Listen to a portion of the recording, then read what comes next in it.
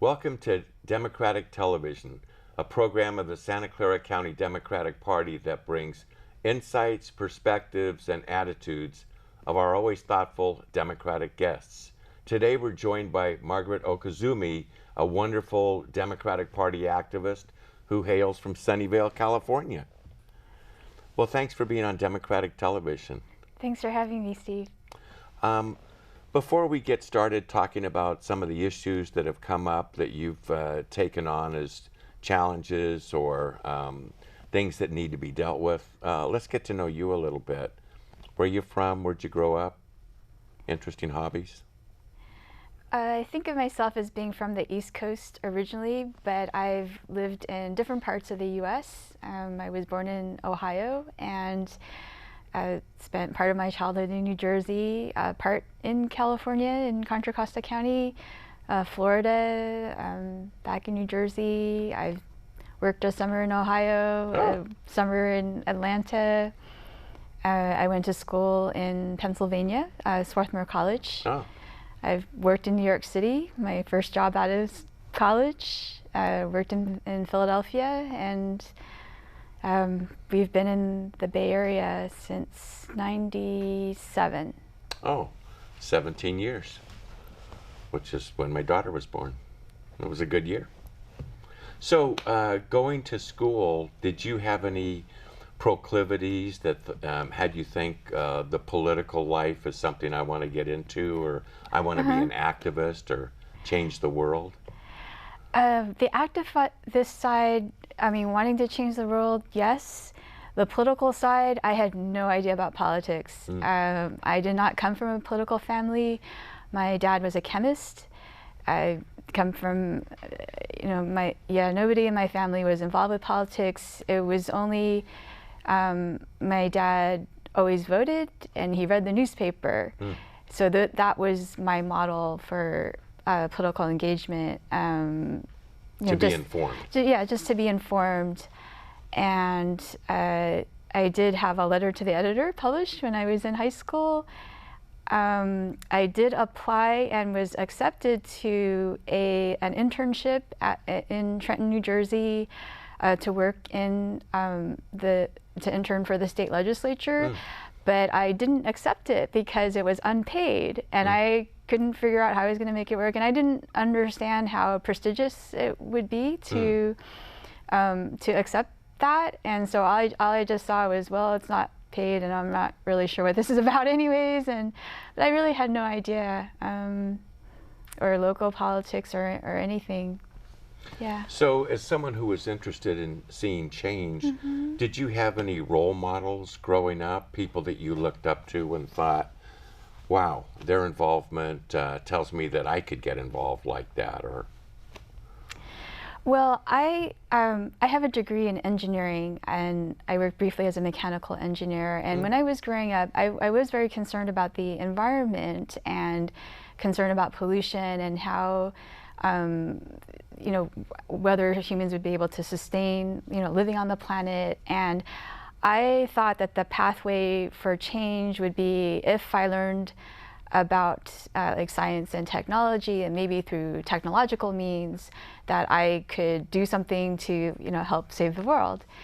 And so I always was very mechanically inclined. I was one of those kids who, took apart pens and, stuff around the house and tinkered with things and built, my brother would get, my little brother would get model kits for his birthday, and I would always put them together. He always got all the cool toys, and I would, so fortunately I did have a brother and got to play with some of that stuff. But and then when I got to college, I did have some classmates who were very much activists and were role models for me in a way. And I actually, there was an issue around like race and admission of minority students at my college, and there were some various things that happened. I did become president of our Swarthmore Asian organization, a campus group. But prior to that, I mean, I was active in things, and I was interested in the world, and but it didn't come from my family per se. Got it. Yeah, just sort of organic, and college made a big difference. And Yeah. you were around other people who had different orbits. So what brought you and your husband to Sunnyvale? Well, my husband had a startup that we were actually, after we finally got married and moved to, my husband was living and working in Japan for a couple of years, and we finally got married, and I joined him there for 10 months, and he got tired of the company that he was working for, and he had an idea for a startup. And he thought, well, it seems like Silicon Valley is the place to go.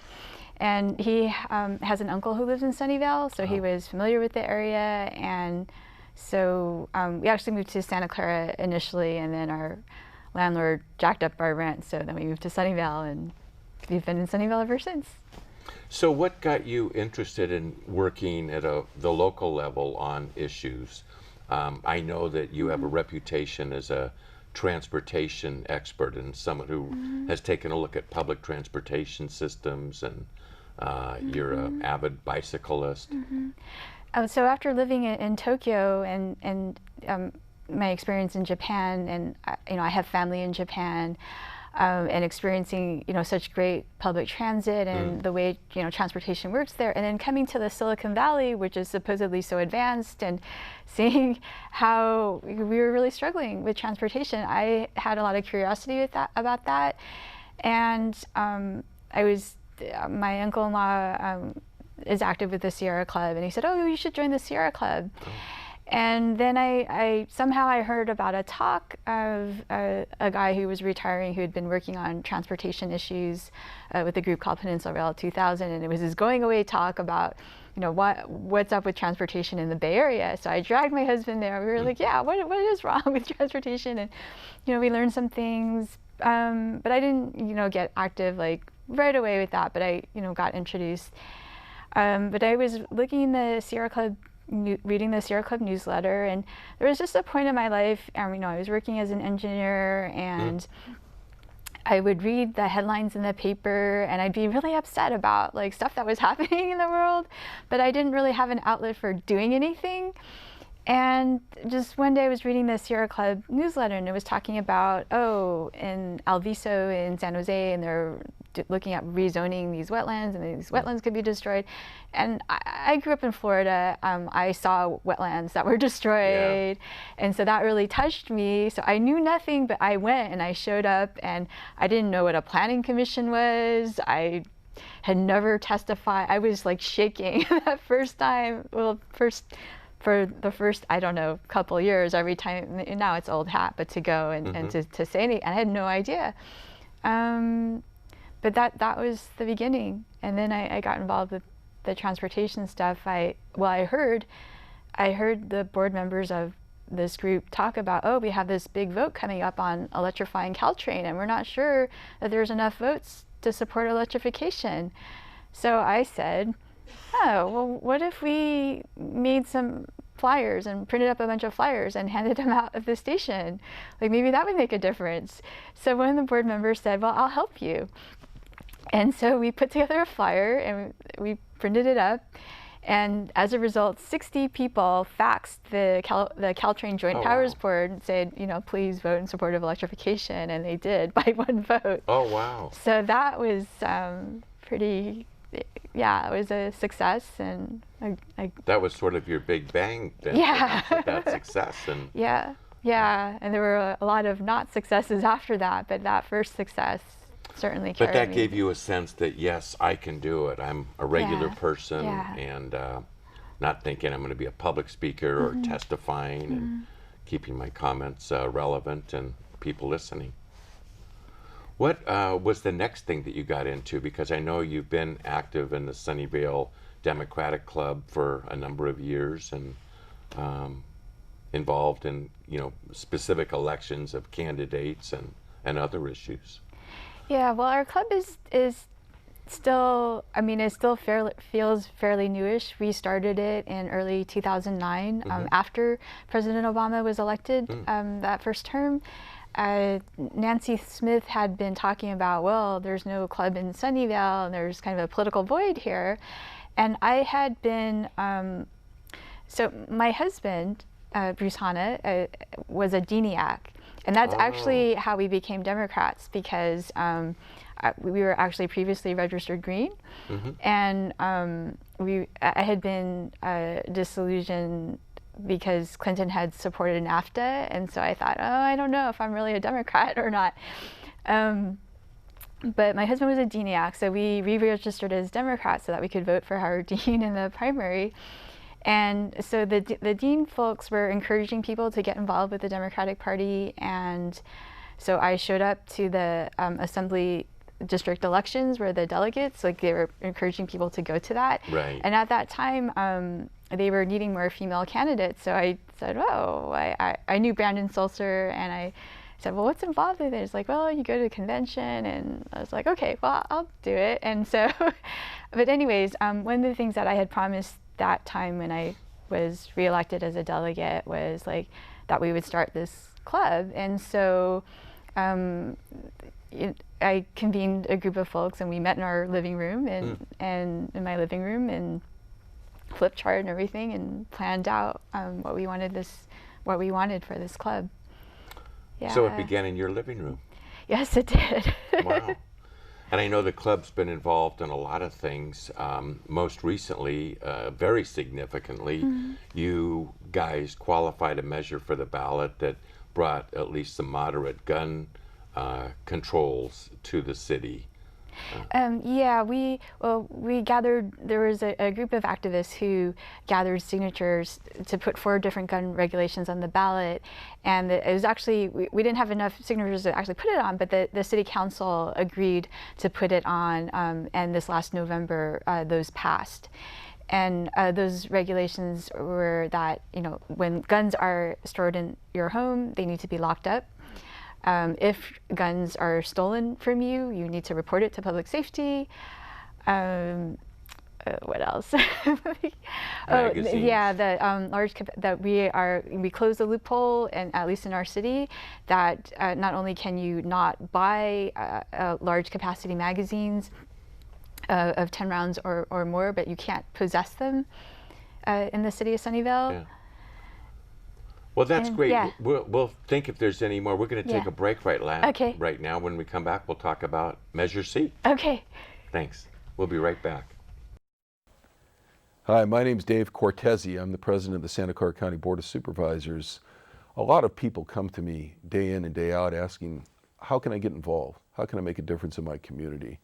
Well, one of the things you can do is contact the local Democratic Party. As a lifelong Democrat, I know that that's one of the most inspiring and useful things you can do to help people, especially people who can't stand up for themselves. If you'd like to do that, there's a couple of ways to contact them. You can use their phone number, 408-445-9500, or go to the Democratic Party website, www.sccdp.org. If you want to make a difference, there's probably no better way than contacting our local Democratic Party. Thank you. Welcome back to Democratic Television. We're interviewing Margaret Okuzumi, and we're talking about all the interesting things that you're involved with. You were integral in the passage of Proposition C, which limited certain aspects of gun ownership and ammunition and storage and reportability if a gun is stolen. That seemed to pass pretty well, even though, as I understand it, the NRA, the National Rifle Association, weighed in and tried to get people to vote against it. Yeah, it passed with 66% of the vote, and just incredibly important, because how can you counter, what the vote of the will of the people was? The NRA and the National Sports Shooting Foundation did bring suits on behalf. Well, the fourth provision was that ammunition sales logs. So if you buy ammunition in Sunnyvale, records are kept that you bought ammunition, and so if the public safety needs to look at it for any reason, those records are there. And yeah, that was just a huge victory and hopefully a model for other cities to follow. Now, I know council members and the mayor at the time, Tony Spitaleri, got very involved in it. And I think that leadership on behalf of the club, activists, obviously you, help people realize this is important, and it may be more important than just our borders. Yeah, well, certainly after the Sandy Hook shootings, it was very fresh and on people's minds. People are very sensitive on the issue. Tony, I mean, this was actually Tony's brainchild, and I was happy to provide support on that. And there was we had a great group of folks, a great team working together to precinct walk, and I designed the lawn sign. And, yeah, just pulling all that together, and it was for people to vote and express their opinion on it. So you designed the lawn signs, because I was going to ask you, did you model this after some other local effort?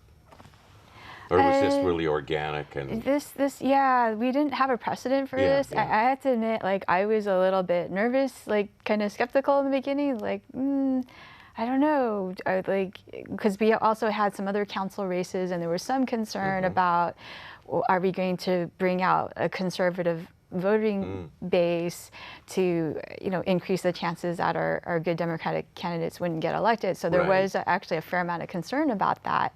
But in the end, we went for it, and we proved it could be done. And yeah, it was. We just had some amazing council meetings, and I just had no idea that the type of fervor that the Calguns folks, have on this issue is really eye-opening. So Yeah. you felt that it could be a model, and the fact that it passed means that it is a model. Have you guys been contacted by other communities or others looking to emulate your effort? We have had interest from activists in other cities, and I think that's going to be an ongoing thing, and we'll see what happens. I know one of the big frustrations for a lot of people is that we haven't had restrictions, more restrictions, common sense, moderate restrictions supported at the national or even the state level. I'm sure that activists would like to see something that's more uniform. You must have heard during the campaign, well, people can go to our neighboring cities and get things, but I guess once they get to Sunnyvale, there's at least reporting requirements. Correct, and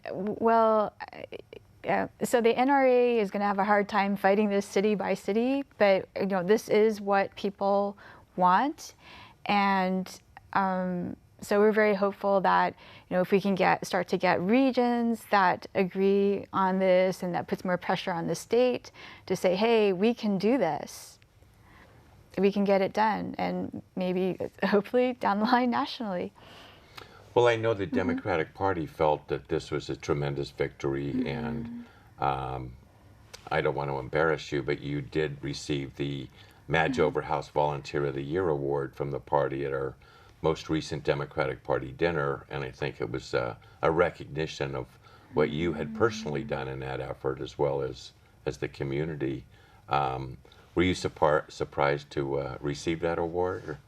It was unexpected, and I felt really honored. I'm not usually one who's big on awards, but this one was really special, and yeah, very meaningful. Good. I mean, I think that's the point of it, is to say, we notice, the party notices people who are doing yo-person's work. I think that used to be yeoman's work, but I'm trying to modernize it. So what has been your proudest moment as a Democrat? What's been the thing that's made you feel really good about what you're doing now? Well, as an activist and making a difference, one proud moment was when I got the County Board of Supervisors to hold VTA to a ballot measure promise that a part of a half-cent sales tax would be used to increase Caltrain service VTA was going to renege on that promise, and someone tipped me off about that, and I went and testified before the Board of Supervisors and made a big stink, and VTA added the service, and it made a huge difference for a lot of people. So you are, so you felt that the fact that you caught that and were able to get down there, that's another sign that one person's activism really can make a difference. Sure, it was something I felt I was able to affect as an individual, but most efforts, working together with a really good team of folks like we have in Sunnyvale, it's been a lot of fun. That's great. So you're known as someone who generally rides her bike virtually everywhere. Are you making a political statement by doing that? Do you just like to ride? Do you like the fresh, open air when it is fresh? Well, there are so many reasons to ride a bike, and I mean, it's connected with my interest in transportation and why, like, to me, transportation is just really important. It's important for community. When you ride a bicycle, you just have a very different experience of your community versus if you're driving, in an enclosed car and kind of cut off from what's happening in your community. It's the same when you ride public transportation. Particularly if you ride the bus, you overhear conversations, like how you interact with people. It's just a whole different experience. And when you're walking, it's a whole different experience that I think is just really important for building one sense of, like, what is my community?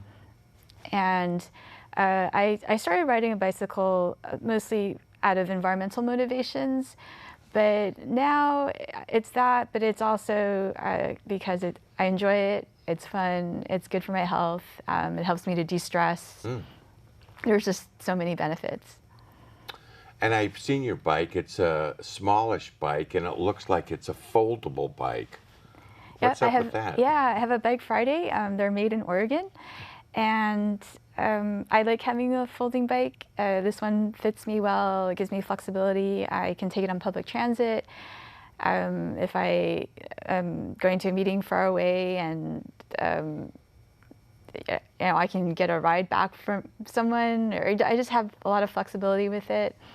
If you're leaving an event that you just got a bunch of awards at, you can have someone put the awards and the bike in the trunk. Yeah. So actually, I did get a lift back from someone after the event, but I was just as happy to bike home as well. So. I know the county is, and hopefully cities are trying to build more bike lanes, give more space for bikes. Do you see that as a trend that will hopefully encourage people to give it a chance? Well, in my years living here in the Valley, I've definitely seen those efforts make a difference. When I started bicycling in this area, I wouldn't see other cyclists very often, but now it's super common. I mean, that's a big change from what it was. So you feel a sense of hope in that area? Yeah, and I think particularly that the newer the younger generations, the millennials in particular. I mean, it's known that they prefer biking and taking transit over driving, most of them. So, and climate change is like the central issue facing humanity at this time, and but there's many reasons to ride a bike, and it's fun. I know the county is making a commitment to public transportation and making El Camino more accessible for public transportations, the bus rapid transit system and all that. Do you feel a sense of optimism is that another step in the right direction? Well, it is a big political issue. It's a political issue in Sunnyvale and some of the other cities as well. And I mean, I think it comes down to what we think what the future looks like. Is it going to be more of the past, or how do we meet some of the challenges that we're facing now with population growth, or how we sustain our economy? So those are real big questions that we're struggling with, even in our Democratic Club. Folks have lots of questions, and we've been exploring that. I know the bus rapid transit system is going near my house, and residents have said, well, they're taking out all the trees, but what they're not doing is realizing that there's a whole replanting plan to come back and bring in more trees so that the impact is actually more than mitigated. But yeah, these are certainly topics of the day. How do people get to and fro? What can we do to have more housing? What can we do to make our communities safer? All things that are epitomized by your great work as an activist. Thanks. Yeah, that's just really a statement. We have about a minute left. So if somebody wanted to get hold of you, is there a club website or something that people could go to that they could find you? Sure. Our website is www.sunnyvaledems.org. sunnyvaledems.org. So we're pretty easy to find. We meet generally the third Saturday of the month in the afternoon in Sunnyvale, and we've got various activities going on, so hopefully you'll come and check us out. And all that information's on the website. Yeah. So quick question, what's the furthest ride you've ever gone on? I did the Foothill Century. That is 100 kilometers in a day. I'm not like a super like triathlete or anything like that. I haven't done any. I've done it. So we've done it. I've done a metric century, but not. Yeah. Well, good for you. Yeah. Margaret, thank you very miles. much for being on the show today. Thanks for having me, Steve. Sure. Thanks for watching Democratic Television. Give us a call at 408-445-9500 or visit our website, www.sccdp.org. Help make a difference, and we'll see you on the campaign or bike trail.